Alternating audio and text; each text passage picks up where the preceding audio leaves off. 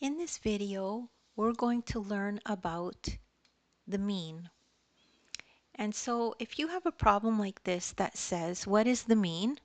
And you have a list of numbers here, all different numbers. Some of them be the same number. But in this case, they're all different. We need to figure out what does it mean to say, find the mean.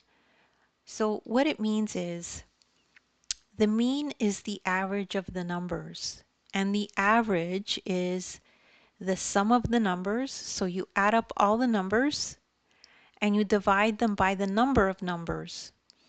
So for this one, the sum of all the numbers, 3 plus 2 plus 7 plus 5 plus 8 plus 0 plus 1 plus 6 is 32.